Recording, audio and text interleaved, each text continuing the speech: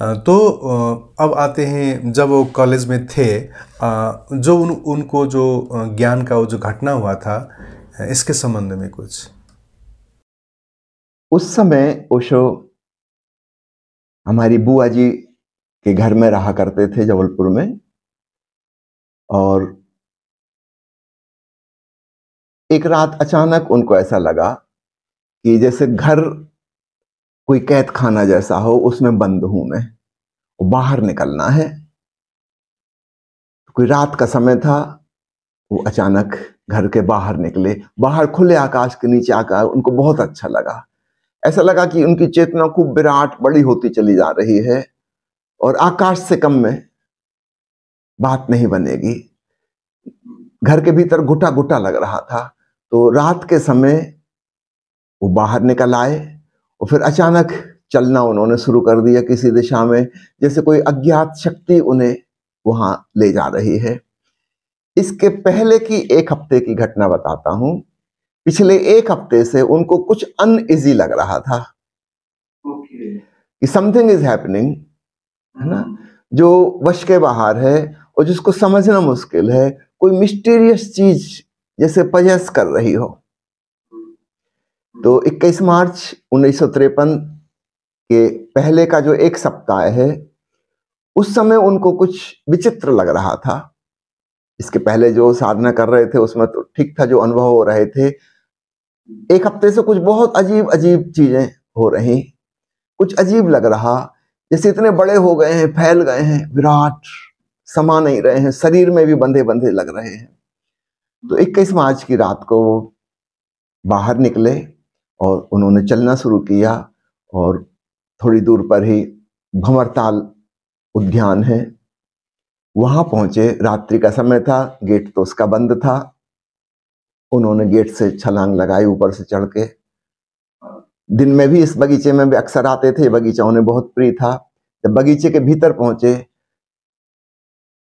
तब उनको एक लगा कि एक वृक्ष जैसे उनको अपनी तरफ पास बुला रहा है। वह मौलश्री का वृक्ष था, बगीचे के बीचों बीच में है। वे उस वृक्ष के पास पहुंच गए और उसके नीचे जाके बैठ गए।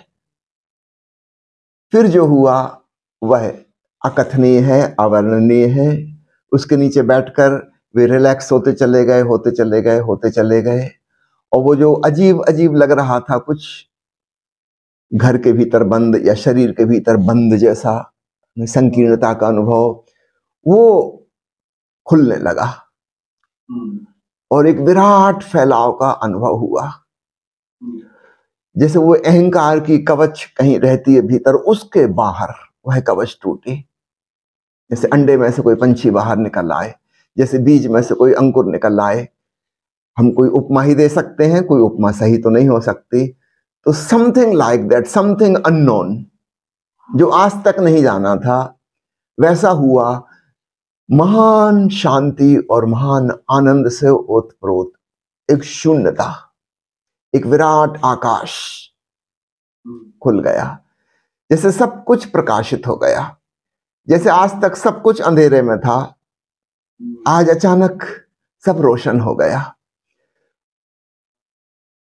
फिर जब उनकी आंख खुली, शायद 2 घंटे 3 घंटे बीत गए होंगे। वो कहते हैं उस वो जो पीरियड था वो तो समयातीत था, कालातीत। उस समय तो समय का पता ही नहीं था।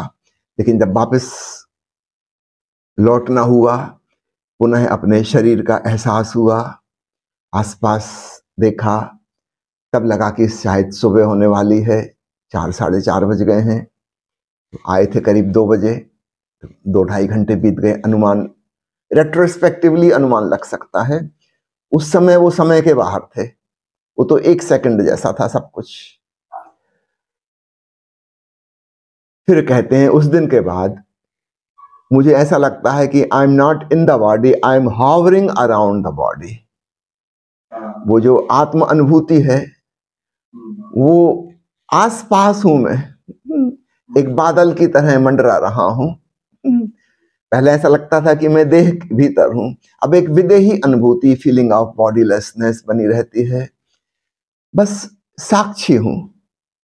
ये तन है, ये मन है, ये अपने क्रियाकलाप कर रहे हैं और मैं इनको केवल जान रहा हूं।